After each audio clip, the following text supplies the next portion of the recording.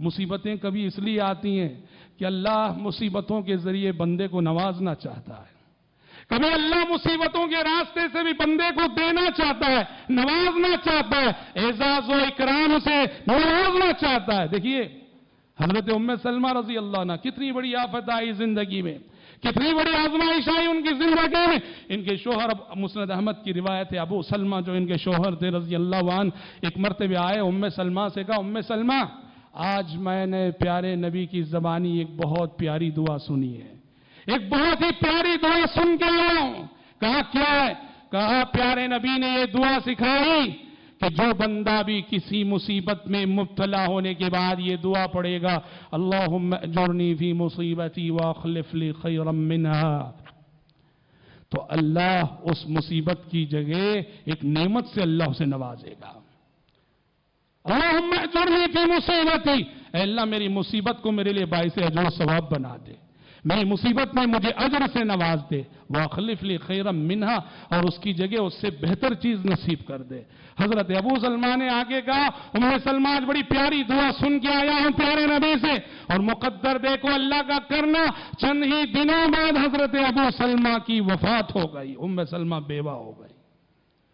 اب انہیں شوہر کی زبانی سنی ہوئی دعا یاد آئی، شوہر نے کہا تھا میں نے پیارے نبی کی زبانی یہ دعا سنی ہے، اللہم اجرنی فی مصیبتی واخلف لی خیرا منہا۔ ام سلمہ رضی اللہ عنہ پڑھنے لگی ہیں، اللہ میری مصیبت میں مجھے بہترین اجر و ثواب سے نواز دے، اور ابو سلمہ کا بہترین جانشین نصیب فرما۔ حضرت ام سلمہ کہتی تھی پیارے نبی کی سکھائی ہوئی دعا تھی، پڑھتی تو تھی میں واخلف لی خیرا منہا، ابو سلمہ سے بہترین جانشین نصیب فرما، لیکن میں سوچا کرتی تھی من خیر من ابی سلمہ، ابو سلمہ اتنے پیارے شوہر تھے میرے، ابو سلمہ سے بہتر شوہر بھی کیا اس دنیا میں کسی کو مل سکتا ہے؟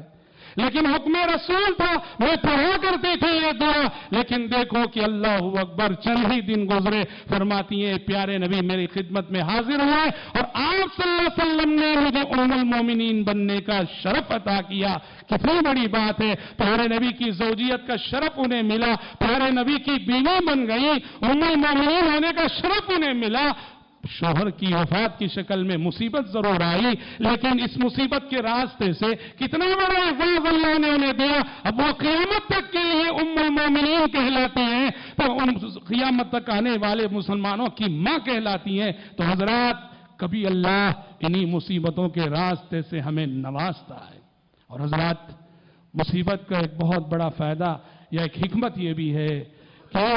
اسی مصیبت کے ذریعے امن و عافیت کی اہمیت کا پتہ چلتا ہے۔ دنیا میں اگر بیماری نہ ہوتی تو صحت و تندرستی کی قدر کوئی نہ جانتا، دنیا میں اگر دکھ درد اور رنج و غم نہ ہوتا، خوشی اور مسرتوں کی نعمت کا احساس کسی کو نہ ہوتا، دنیا میں اگر غربت اور تندرستی نہ ہوتی تو خوشحالی کی نعمت کا احساس کسی کو نہ ہوتا۔ یہ مصیبتیں ہیں جو آگے بتاتے ہیں کہ تندرستی کتنی عظیم نعمت ہے، خوشی کتنی عظیم نعمت ہے، خوشحالی کتنی عظیم نعمت ہے، تجارت و کاروبار کی ترقی کتنی عظیم نعمت ہے، الفت و محبت کتنی عظیم نعمت ہے۔ مصیبتیں سکھاتے ہیں، مصیبتیں بتاتے ہیں کہ امن و عافیت کی دولت جب انسان بغیر ٹینشن کے صبح کرتا ہے، بغیر ٹینشن کے شام کرتا ہے، کوئی دکھ نہیں، کوئی رنج نہیں، کوئی آفت نہیں، امن و عافیت کی نعمت کا احساس یہی مصیبتوں سے ہوتا ہے۔ اللہم انی اسألک العافیت فی الدنیا والآخرہ،